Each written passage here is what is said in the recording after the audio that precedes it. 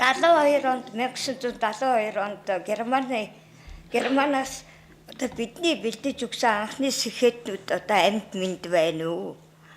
Тэгээ одоо эдгээр маань хагас нь ажиллаж байгаа ингээд янз бүрийн биднэрт бас мэдээлэл байна.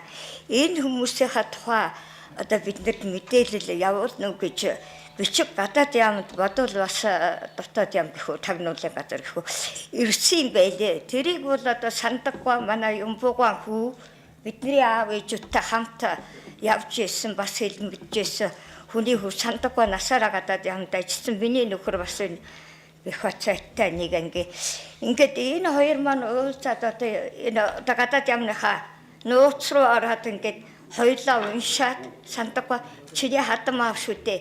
Энэ хүнийхээ тухай одоо бид нэр хариу өгөхгүй ингээд байж болохгүй 73 4 он болчлоо.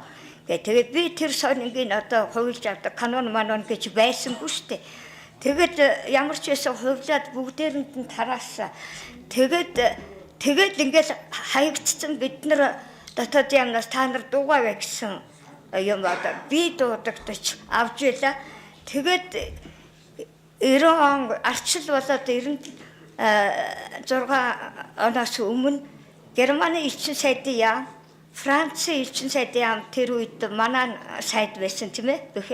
Тэгээд эдгээр та өөрийгөө нөгөө гомбогоон хүүхэд гэдгээ танилцуулахгүй хүмүүсээс ойлгохгүй байна. Тэгээд бид нар энэ зураг янз бүрийн сони хэвлэл бидэрт өгсөн.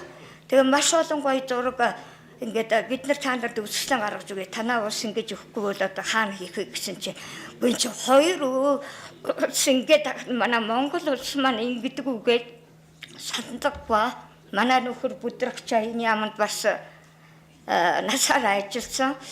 Тэгэхэд ингээд манай ихч заяа гэд тэгэхэд бид ерөөсөө нэг бүгдийн цуглуулж уулзъя гэд Дүгэрсүрэнгаан хүү одоо Эрдэнэ бэлэг хамгийн баг дүү одоо Дүгэрсүрэнгаан Франц сурч ирсэн нэг хүн. Тэгээ бид нар уулзаад одоо бүр хаана яах вэ гэдэг ингээтэй наримжуулсан хоронд бэлэгтугаас гуйгаад бид нар заал гуйгаад ихчүүд хоёр нэг энэ Герман Франц элчин сайдын яамд ингэж яхад бид нар манай ус юмээгүй байж чадахгүй. Тэгэхээр бид нар үр хүүхдүүдний нэг зохион байгуулъя гэд бүхэл бүтэн заал дүүрэн зураг үзэгдэн гаргаад тэгээ ядамсран боловна ихч хүү үржинэ биднэрт бас их тусалсан. Тэгээ бид нар яг 96 онд 26 онд явсны 70 жил болсон учраас ихч бид нар сэхэтний холбоо гэж бүгдээрээ ярилцаж уулзж байгаа. Энд байгаа одоо бид нар их цөөхөлөө болчиход байна. 96 онд байгуулад анхны сэхэтний холбооны захирлаар нь миний ихч заяа. Тэгээ гүйцэтгэх захирлаар нь би болоод тэгээ одоо бид нар энэ найруулагч болдгоо одоо 2 жилийн өмнө бид нар киног гаргасан болдгоо таваста. Танд их баярлалаа гэж холбооныхаа нэрийн өмнөөс хэлье. Чингэр тасаргуун хүү болд сэтгүүлч одоо бидний энэ бүх номыг гаргасан хүнд чингэр тасаргуун хүү болдод их баярлалаа гэж хэлье. Тэгээ биднэрт их олон хүмүүс тусалсан.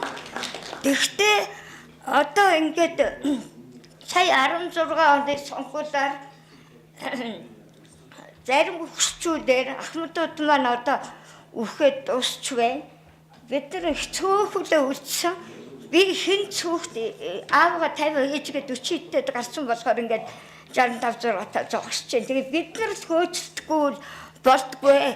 Тэгээ одоо бид нар ингээд нөхрөө тагаад гадагшаа мадагшаа болохоор ажиллаа өгөх болоод сандаггүй нэг явлаа. Дүгэрсүрэнгаан бид нар бүр музей байгуулсан хэлмэгтэй энэ гадаад ямны айжууд.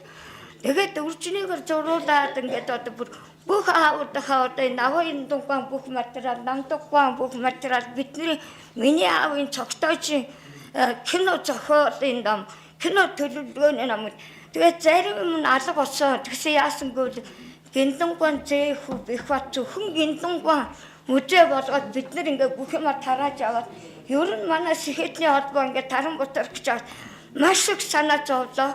Ийм болдгоо одоо бидний нэгнийх нь нэг настай нэрийг хэлэхэд эртний ороод та нар хамгийн түрүүнд хэлмэгдсэн анхны сэхэтнүүдээ бид нар та нарт одоо биеэрээ шоронд орж ингэж яал идсэн хүмүүстэй 40 сая цаазлуулсанд 80 сая амьд байгаа үр хөвгтөд нөгнөө гэсэн нөгөө хөгжүүлчин горьдсондоо биш юм мөнгөндөө биш. Яагаад сэхэтний холбоо гэж нэрлсэн бэ гэвэл үнэхээр тэр шорооронд орсон ээж аав нарын хүүхдүүд дандаа сэхэтэн болсон дандаа Монголын хамт том яамдуудад ажилладаг хүмүүсийн хүүхдүүд болсон байж.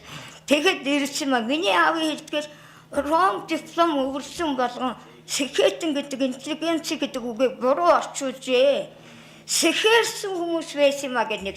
Хоёр тэгээд яг энийг би ярьж байгааг бол одоо дуулахгүй ялангуяа сая хамгийн сүүлд ярьсан би эрдэмтэн биш гэд танд хандъя тастаагаа гэлөө те. Би энэ нэг сараас цагаачлал хэлмэгцлийн холбооноос над руу уцсан.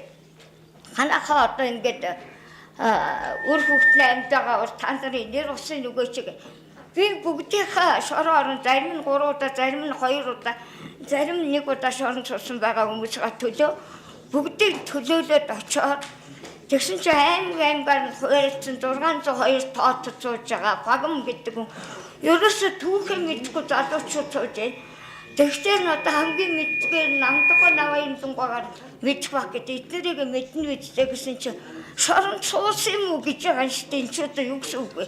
Түүхэнд орсон Монголын түүхэнд орсон эрдэмтэн мэргэд зохиолчд сэтгүүлчд маань 90 оноос хойш маш их бичлээ, кино хийлээ, зохиол бичлээ. Тэгээд бидний сүүчийн ач зээл нь мэдгүй болох юм бол би оюун дээр чимгэн дээр энийг одоо зохион байгуулж байгаат нь баярлалаа гэж энэ үгийг хэлэх боломж олсон. Яагаад гэж нэгэвэл ялын тогтоол алгаа эдгээр чинь шорон цуцсан гэсэн баримт алгаа гэдэг эдгээртэй өгөхгүй гэж ийм юм байж болох юм уу гэдгийг хэлмээр байна. Тэгээ сая би оюун дээртэй ярьлаа. Ямар ч юм энийг үгүйсгэж чадахгүй эднэр. Телевизээр дахиад нэг гаргачих тунгаа өвчээ. Тэгээд энэ миний дэлгэр ахын тэр заяагчин тэр одоо болдгоотой кино хийсэн шүү дээ, үзсэн шүү дээ бүгдээ. Тэгээ одоо сэхэтний холбоогоо оюун дээр чимгэн дээр хоёрт одоо толгоолоод яваач болохгүй гэж энэ хэлээс бид нар одоо хийж чадахгүй байна. Би бүтэн жил тагнуулсан газар гэрлээ гэр дээр очлоо. Ялын тогтоод цагаатгалын үнэмш өгчхөд хэлмэгдээгүй шоронд ороогүй гэж байгаа юм. Энэ чинь бидний гэрч ноцгоо үстэй.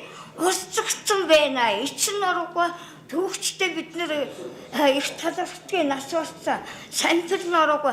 Эднэр чинь бүгдээрээ бид нар тусалж бас энэ түүхийг гуйлж болохгүй, зохиож болохгүй, мартаж болохгүй учраас та нар одоо энийг аваад яв чадaltaй хөвгтүүд байна. За баярлалаа. За баярлалаа. Үе би одоо үнэхээр чадсан. Бүтэн жил явтаа ерөнхийлөгчтэй нь уулзлаа, сайн мэдрэдтэй нь уулзлаа. Цогцоос бүгдээрэнд нь ялын тогтоол авахгүй та нарын эцэг хийх шоронд орсон гэх ямар ч ноцлогоо алгаа гэж байгааг та нар хүлээн зөвшөөрч өөрчилж чадахгүй гэдгийг л хэлээ. За баярлалаа гэхээр